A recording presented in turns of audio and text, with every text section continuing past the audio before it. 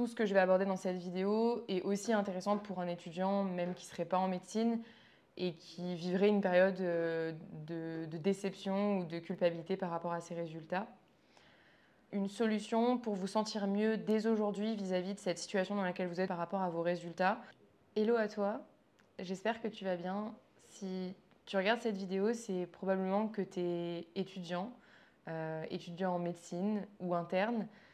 Ce qui m'a donné envie de partager des choses sur ce sujet, c'est forcément le contexte actuel avec les résultats de la partie écrite des EDN qui a eu lieu au mois d'octobre et de voir tous les messages des étudiants déçus sur entrée de CNI, de voir la frustration et la tristesse et la colère de beaucoup d'étudiants. Pour ceux qui n'ont pas validé le rang A à quelques centièmes, pour ceux qui n'ont pas obtenu une note qui leur permet d'avoir le classement nécessaire pour obtenir la spécialité ou la ville qu'ils voudraient avoir, pour ceux qui ont des inquiétudes par rapport aux Écosses et à la potentialité de voir leur classement diminuer, pour tous les étudiants en fait qui sont pas satisfaits de manière générale de leurs résultats et qui sont peut-être dans une période de frustration, de culpabilité, de remise en question, etc. Et de façon un peu plus générale, ça s'adresse même aux étudiants qui ont peut-être des rattrapages, qui ont des difficultés à obtenir les résultats qu'ils voudraient avoir dans leurs études. Et donc, tout ce que je vais aborder dans cette vidéo est aussi intéressant pour un étudiant, même qui ne serait pas en médecine, et qui vivrait une période de déception ou de culpabilité par rapport à ses résultats. Je voudrais commencer cette vidéo en partageant une citation que je connais depuis un moment, mais qui a vraiment résonné en moi il y a quelques mois, voire à peu près un an et demi. C'est une citation d'Einstein que vous connaissez peut-être qui dit « Tout le monde est un génie, mais si vous jugez la capacité d'un poisson à grimper aux arbres, il passera sa vie à croire qu'il est stupide. » Cette citation, je pense que vous l'avez peut-être déjà entendue et j'aimerais vraiment que vous preniez le temps de la comprendre parce que dans mon cas, elle a vraiment eu un impact sur moi ces derniers temps. Il y a à peu près un an et demi, au moment où je commence à me questionner sur mon orientation en médecine, à me demander pendant mon internat si je suis à la hauteur, si je vais y arriver, si c'est moi qui travaille pas assez, si c'est moi qui ai un problème. Cette citation, elle vient vraiment résonner à cette période-là. Parce que je réalise qu'en fait, je me pose peut-être pas la bonne question. Peut-être que je me demande si je travaille assez, je me demande si je fais assez d'efforts. Là où en fait, la question que j'aurais pu me poser, c'est est-ce que je suis vraiment à ma place? Est-ce que c'est vraiment le métier que j'ai envie de faire? Est-ce que je me projette vraiment à être médecin? Est-ce que cette façon de soigner me correspond et me parle vraiment? Et en fait, toutes ces questions, ce n'est pas les questions que je me pose il y a un an et demi. Et au moment où je réentends cette citation, d'un coup, ça prend beaucoup plus de sens. Je commence à comprendre qu'en médecine, il y a une problématique autour de ça.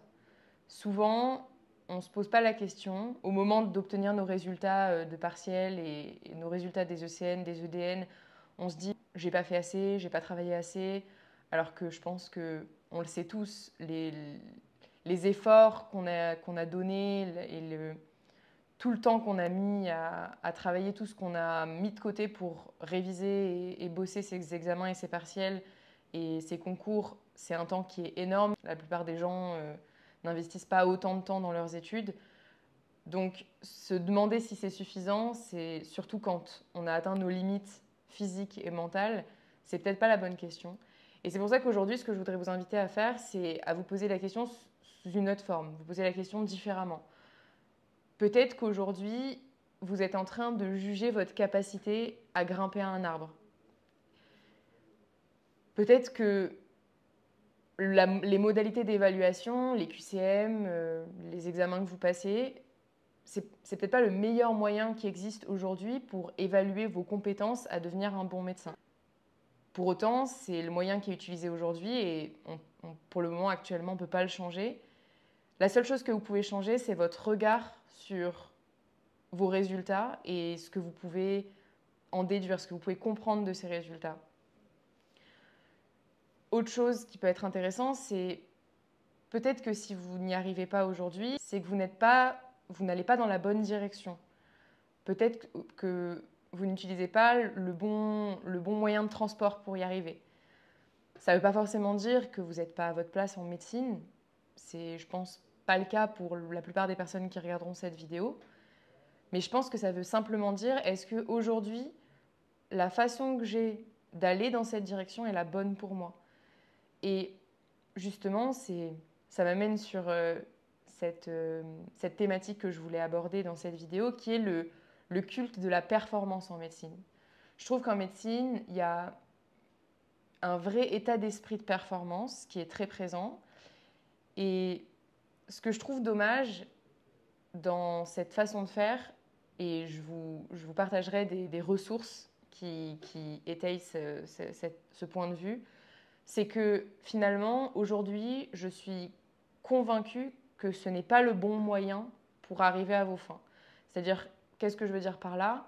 Le fait de travailler excessivement, de mettre énormément d'efforts, de discipline, de mettre de côté tous les autres domaines de votre vie. Aujourd'hui, je ne crois pas que ce soit le meilleur moyen pour réussir vos études de médecine et pour réussir de manière plus globale à atteindre une vie dans laquelle vous vous sentirez épanoui et à atteindre vos objectifs.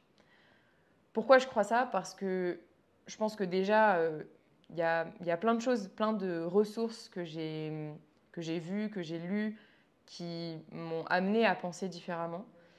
Et pourquoi je pense ça? Aussi parce que les chiffres ne mentent pas. Et quand on voit que 75% des internes en médecine présentent des symptômes d'épuisement professionnel et de burn-out, en fait, c'est assez simple de commencer à penser qu'il y a quelque chose qui ne fonctionne pas dans notre façon de faire.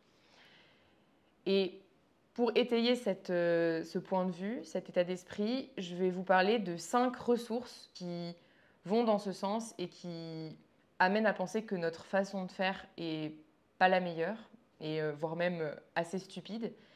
Et quand je parle de cette façon de faire, je parle de réviser 10 à 14 heures par jour, arrêter de faire du sport, pas prendre de temps pour faire les activités qui sont importantes pour nous, passer très peu de temps à l'extérieur, en pleine nature, passer très peu de temps avec notre famille si c'est important pour nous.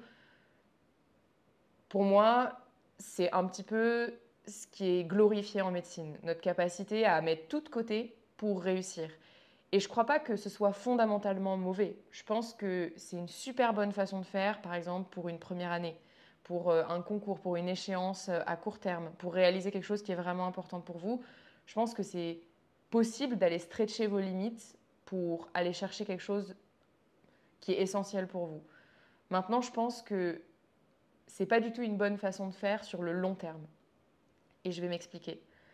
La première ressource dont je voudrais vous parler, c'est une loi qu'on appelle la loi de rendement décroissant. C'est un principe qui indique qu'au-delà d'un certain seuil, les heures supplémentaires de travail vont altérer les résultats. Ça va donner moins de résultats à cause forcément de choses qui paraissent assez évidentes, la fatigue physique et mentale qui va être accumulée. Et c'est quelque chose qui est abordé dans le livre Deep Work de Cal Newport, sur le fait que justement nos performances vont être atteintes dans des plages horaires qui sont assez réduites. Dans Deep Work, il nous explique que pour la plupart des gens, 4 heures de travail assez intensive, avec un haut niveau de concentration, c'est un petit peu le pic, le maximum de capacité de travail qu'on va avoir pour produire un travail de qualité. Ce type de travail, quand il est soutenu par des pauses régulières, des temps accordés à ce qui est important pour vous, du sport, de la méditation, c'est ce qui vous permettra de produire la meilleure qualité de travail et une bonne qualité de concentration. Au-delà de ça, ce type de travail permet aussi, justement, grâce à toutes les choses que vous allez mettre en place à côté, d'éviter le burn-out et l'épuisement professionnel. C'est aussi quelque chose qui est abordé dans ce livre que je vous recommande et qui est vraiment super intéressant à lire. La deuxième ressource dont je voudrais vous parler, c'est des études qui ont été faites sur la privation de sommeil et la concentration. Il y a une étude qui a été réalisée par l'université de Harvard et qui a démontré que le manque de sommeil, souvent associé avec un excès de travail diminue la capacité de concentration et les performances académiques et professionnelles des individus. Et dans le livre Why We Sleep du docteur Matthew Walker, il est indiqué que la privation de sommeil réduit les capacités cognitives de façon importante et impacte la capacité de mémorisation et notre capacité à prendre de bonnes décisions. La troisième ressource dont je voulais vous parler, c'est des études qui ont été faites par un psychologue qui s'appelle Erickson et qui a étudié le lien entre notre capacité de mémorisation et le repos, qui a fait des recherches sur l'importance du repos et du sommeil pour la consolidation de la mémoire, notamment chez les étudiants, et qui a démontré que la mémorisation, notre capacité de mémorisation est vraiment liée à la qualité de notre repos et de notre sommeil. Il explique également que la productivité va vraiment dépendre de nos habitudes de travail et aussi du fait qu'il y a un équilibre entre nos temps de travail et nos temps où on fait d'autres activités comme par exemple le sport et la méditation. C'est des études qui sont hyper intéressantes et qui font que appuyer sur des choses qu'on sait déjà, mais je trouve que finalement revenir sur ça, ça devient essentiel et même urgent pour les étudiants en médecine qui ont tendance à mettre ça de côté quasi systématiquement, alors que c'est vraiment là-dedans que réside notre capacité de mémorisation et de concentration. La quatrième ressource que je voulais aborder avec vous, c'est une étude qui a été réalisée en 2021 par l'Organisation mondiale de la santé, l'OMS, et par l'Organisation internationale du travail, et qui prouve que des horaires de travail au-delà de 55 heures par semaine diminuent la productivité et augmentent les risques de problèmes de santé, notamment liés à la fatigue et au stress. Et je trouve que c'est hyper intéressant de voir des résultats d'études qui ont été réalisées à l'échelle mondiale et qui donnent des éléments factuels sur le fait que si vous travaillez aujourd'hui plus de 55 heures par semaine, les heures que vous faites au-delà de ces 55 heures par semaine sont plus productives. La dernière ressource dont je voulais vous parler, c'est un livre qui s'appelle The Happiness Advantage, dans lequel Shawn Achor explore la capacité des étudiants à améliorer leur performance en instaurant un équilibre entre leur vie personnelle et professionnelle. Dans ce livre, The Happiness Advantage, Shawn Achor démontre que le stress chronique peut altérer les capacités cognitives, alors qu'un équilibre entre le temps de travail et le temps de repos peut vraiment augmenter les performances globales d'un étudiant. Je vous ai proposé 5 ressources qui sont hyper intéressantes et passionnantes et qui explorent en profondeur ce sujet du lien entre le repos, le nombre d'heures de travail, la capacité à créer un équilibre entre votre vie personnelle et votre vie professionnelle, et qui vont vraiment adresser ces problématiques en profondeur. Et je vous recommande vraiment d'aller plus loin en allant vous intéresser à ces différentes ressources que je vous propose pour vraiment arriver à apprendre et comprendre comment vous pouvez aujourd'hui améliorer vos compétences en tant qu'étudiant et en tant qu'interne, en diminuant votre temps de travail et en augmentant le temps que vous consacrez à d'autres activités. Maintenant qu'on a abordé ensemble 5 ressources qui peuvent vraiment vous aider à mieux comprendre comment fonctionnent vos performances et pourquoi c'est important de prendre du temps pour vous reposer, pour faire d'autres activités et aussi de ne pas dépasser un nombre d'heures de travail par semaine, je voudrais vous proposer une solution pour vous sentir mieux dès aujourd'hui vis-à-vis de cette situation dans laquelle vous êtes par rapport à vos résultats. Et pour ça, j'aimerais vous parler de l'Académie de la haute performance, qui est une entreprise qui accompagne les coachs qui vont aider les sportifs de haut niveau à atteindre des résultats exceptionnels. Et dans un podcast que j'ai écouté où on entend Pierre David discuter avec Mariam Gaderi à propos justement des performances des sportifs de haut niveau et de comment on peut accompagner des sportifs de haut niveau à se dépasser et à atteindre des résultats, j'ai entendu un exemple que je trouve génial à propos d'une façon de coacher les sportifs de haut niveau sur justement l'atteinte d'un résultat comme obtenir une médaille olympique. Et en fait, justement, ce que Pierre David expliquait dans cette interview, c'est que une des premières choses qu'ils font faire aux sportifs quand ils ont un objectif comme celui-ci, c'est qu'ils leur font voir les 50 inconvénients s'ils atteignent cet objectif. Alors, ça peut vous paraître étonnant parce que c'est pas le genre de choses qu'on a l'habitude d'entendre à propos de motivation, à propos d'atteinte d'objectifs. Mais aujourd'hui, d'après ce qu'expliquait Pierre David, c'est vraiment une des meilleures façons d'aider un sportif à atteindre ce résultat pour plusieurs raisons, notamment parce que ça va l'aider à diminuer l'enjeu qu'il y a autour de cet objectif. Et c'est essentiel si vous voulez aller chercher un objectif en étant serein, centré et en prenant les meilleures décisions, de ne pas être dirigé par vos peurs et par votre inquiétude à l'idée de ne pas atteindre cet objectif. Et au-delà de ça, ça va aussi, je trouve, dans la situation dans laquelle vous êtes aujourd'hui, vous aider à relativiser et à voir que vous n'avez pas qu'une seule option.